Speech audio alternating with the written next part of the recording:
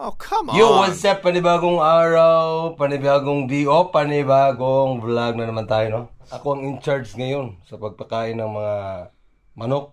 Marami tayong naiiwang gawain dito sa backyard. So, let's go.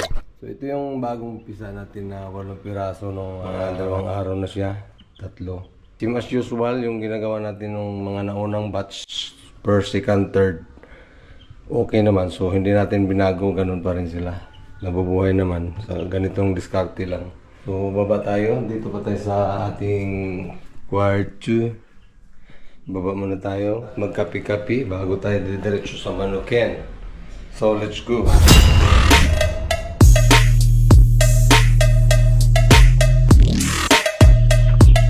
Alas 8 na.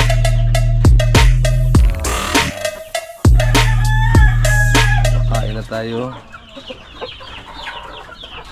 Ayan.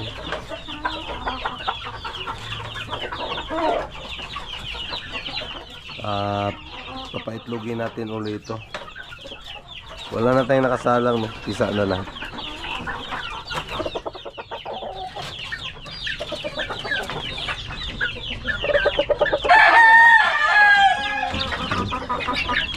Gutom na ang ating mga sisiw.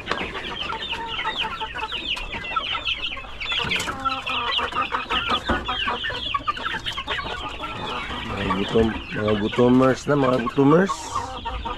Boston Roundhead. Wow, ito na yung nagkasakit, oh. Ay, yung natuklap yung likod. Oh, astig na. Oh, yabang na. Yung mga kapatid nila na mga binaba na natin itong isa. Astig na Boston. Ito rin. Oh. So let's go. Pakain yung kabila. Sila bulik na harangat. Nandyan pa si expander. Pakain tayo mga guys. Siyempre, hugasan na natin yung mga kainan.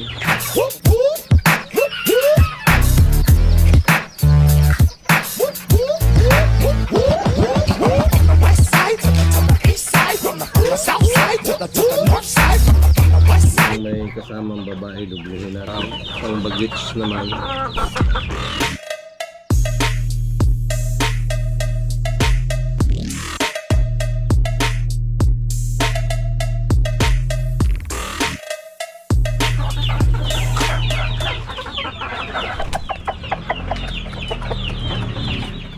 Kaya pag ganito, mamaya i-check natin ulit yung lalaki pag kunti lang makain niya, ihiwalay natin. Pero pag okay naman, pag nabusog naman na yung babae, titigil naman yun. Kailangan maraming pagkain nila.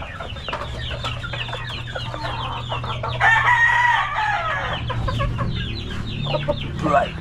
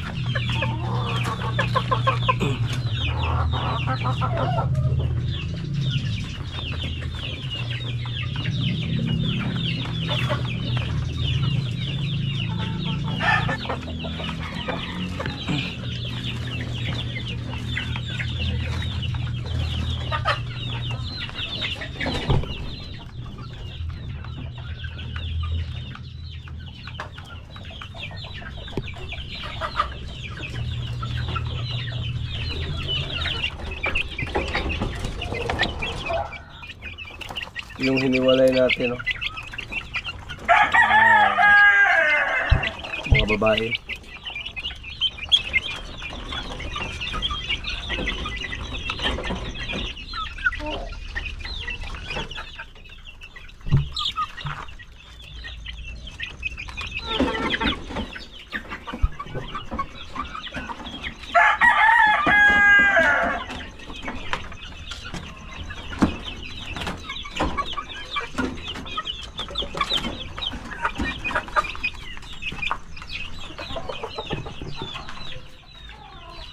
pa nabigyan lahat, tapos na siya. Yan. Ito yung nagkasakit. Ang lakas na kumain.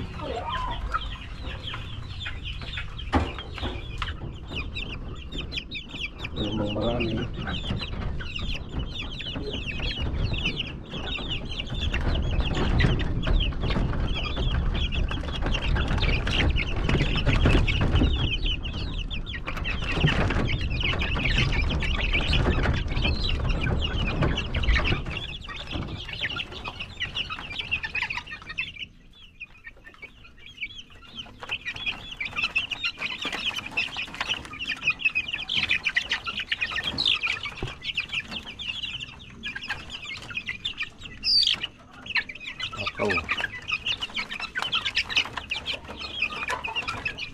Mas gusto nila yung nilagyan natin ng basa dito, kaya dito naman hindi. Para